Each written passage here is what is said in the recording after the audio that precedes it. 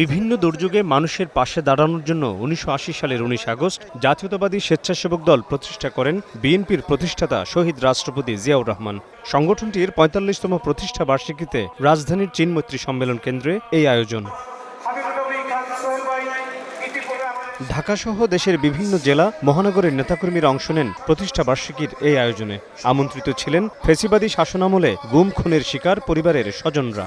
এই ১২টা বছর রাস্তায় ছিলাম শুধুমাত্র বাবার সন্ধানের জন্য। তো এখন আমি আমার বাবার সন্ধান পাইনি। আমি আমার বাবা সহ সকল চাচ্চুদের সন্ধান আমি চাই। আমার মতো আরো কোনো ছোট্ট শিশু যেন বাবাহীন হয়ে বড় না হয়। এতে বিএনপির স্থায়ী কমিটির সদস্য হাফিজ উদ্দিন আহমেদ অভিযোগ করেন, যারাই স্বাধীনতার বিরোধিতাকারী তারাই এখন পিআর পদ্ধতিতে ভোটের কথা বলছে।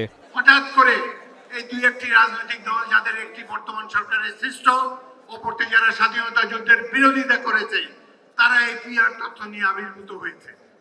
দেশের জনগণ এতবার ভোট দিয়েছে, কখনো তো ভুল সিদ্ধান্ত নেয়নি। জনগণের উপরে আস্থা রাখুন। এইভাবে নানা ধরনের অ্যারিস্টোক্রেটিক কথাবার্তা বলে সাধারণ মানুষের জীবনকে বিড়ম্বিত করবেন না। অনুষ্ঠানে ভার্চুয়ালি যুক্ত ছিলেন বিএনপির ভারপ্রাপ্ত চেয়ারম্যান তারেক রহমান। বলেন, কোন রাজনৈতিক দলের বক্তব্যে গণতন্ত্রকামী মানুষের মনে নানা প্রশ্ন জেগেছে। ফ্যাসিবাদ বিরোধী শক্তির মধ্যে অনৈক্য তৈরি হলে পতিত স্বৈরাচারের ফেরার পথ সহজ হবে বলে মন্তব্য তার। নির্ধারিত সময় নির্বাচন অনুষ্ঠান নিয়ে ফ্যাসিবাদ বিরোধী আন্দোলনে আমাদের রাজপথের সহকর্মী যোদ্ধা কোন রাজনৈতিক দলের বা তাদের সদস্যদের বক্তব্যে মন্তব্যে গণতান্ত্রিকামী জনগণের মনে নানা জিজ্ঞাসার জন্ম দিয়েছে। গণতান্ত্রিকামী রাজনৈতিক দলগুলোর মধ্যে যদি দূরত্ব তৈরি হয় বা দূরত্ব তৈরি হলে রাষ্ট্র এবং রাজনীতিতে পতিত পরাজিত পলাতক ফ্যাসিস্ট চক্রের পুনর্বাসনের পথ সহজ হয়ে উঠবে। প্রতিশোধ প্রতিহিংসা নয়, প্রতিশ্রুতি বাস্তবায়নের রাজনীতির কথা তুলে ধরেন তারেক রহমান। জানান, জনগণের রাজনৈতিক অধিকার প্রতিষ্ঠায় নির্বাচনই একমাত্র পথ। এখন ফ্যাসিবাদ বিরোধী গণতান্ত্রিক শক্তির নিজেদের মধ্যে নিত্য নতুন ইস্যু নিয়ে অহেতুক বিতর্কে লিপ্ত হওয়া শহীদদের আত্মত্যাগের প্রতি অবমাননার শামিল বলে একজন রাজনৈতিক কর্মী হিসাবে আমি মনে করি।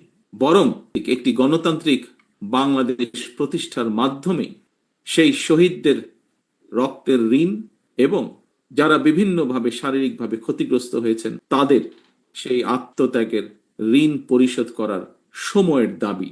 বিএনপির প্রতি বিরূপ মনোভাব তৈরি হয় এমন কাজ থেকে দূরে থাকতে নেতাকর্মীদের প্রতি আহ্বানও জানান দলটির ভারপ্রাপ্ত চেয়ারম্যান।